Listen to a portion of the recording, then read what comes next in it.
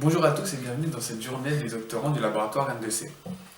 Dans cette vidéo, je vais vous parler de mes travaux de thèse qui s'encadrent dans la grande thématique de la sédimentologie en milieu littoral. Plus concrètement, je vais vous parler d'évolution du trait de côte et d'architecture sédimentaire. L'évolution du trait de côte dépend avant tout du type de côte que l'on veut étudier. Les travaux de ma thèse se focalisent sur des littoraux à sédiments meubles, qui ont tendance à s'organiser en formant des barrières littorales. Il en existe plusieurs types, mais celles qui vont nous intéresser aujourd'hui sont les flèches littorales.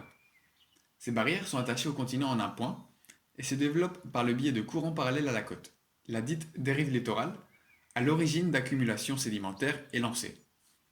Leurs extrémités ont tendance à se courber vers les terres en créant ce qu'on appelle des crochants. L'étude de l'évolution des barrières littorales devient plus exhaustive lorsque nous pouvons avoir accès à leur architecture. L'analyse de l'ensemble des structures qui les composent nous permet de remonter au processus à l'origine de l'avancement ou du recul du trait de côte. Pour accéder à ces structures, nous allons nous servir d'un géoradar, ou GPR. Par un principe d'émission et de réception d'ondes électromagnétiques, nous allons pouvoir obtenir des profils 2D du sous-sol.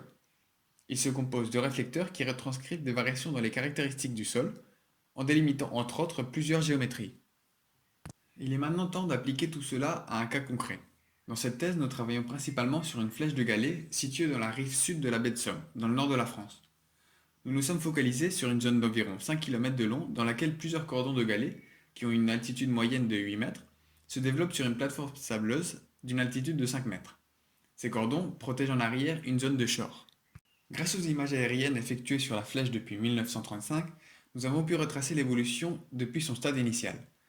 L'avantage des flèches est que la plupart des morphologies, et donc des structures, sont préservées dans une zone peu exposée, de faible énergie. Près de 6 km de profils radar ont été prospectés sur cette flèche. Certains longent la crête des cordons, mais la plupart les recoupent perpendiculairement. Nous avons pu caractériser un grand nombre de faciès dont les principaux sont les suivants. Les faciès de beach face, qui se composent de réflecteurs obliques et parallèles fortement pentés. Ils sont associés à de la sédimentation sur le haut de plage par l'action des vagues, ce qui vient être la dynamique de swash. Ce sont des structures purement progradantes permettant l'avancement du trait de côte. Les faciès d'overtopping est assez variable puisqu'il s'adapte à la morphologie du sommet de la barrière. Ce sont majoritairement des réflecteurs subhorizontaux, associés également à la dynamique de swash qui vient déposer des ciments au sommet de la barrière. C'est une géométrie dite agradante puisqu'elle surélève la barrière. Il en existe un deuxième type, qui est constitué de réflecteurs concaves qui s'empilent et qui représentent la croissance progressive des cordons. Finalement, nous arrivons aux dépôts de débordement ou d'overwash qui sont associés à un grand transfert de sédiments depuis l'avant jusqu'à l'arrière des cordons pour venir créer ce que l'on nomme des lobes de washover. Ces dépôts peuvent collaborer à la destruction de la barrière mais aussi à son aggradation. Lorsque l'on réussit à identifier ces faciès dans un profil, comme celui-ci qui mesure plus de 200 mètres et qui recoupe 5 cordons, nous nous intéressons à leur assemblage. Voici le profil interprété. La mer étant à gauche et la terre à droite, nous arrivons à subdiviser l'architecture des cordons en 3 unités. Le noyau du cordon qui est aggradant et qui est délimité au sommet par l'altitude des plus hautes mers astronomiques, environ 6 mètres. Une géométrie progradante de beach face qui vient s'adosser au noyau du côté mer, puis finalement des dépôts d'overwash également adossés au noyau mais du côté terre. Ces deux dernières permettent à la barrière de dépasser l'altitude des hauts niveaux de marée.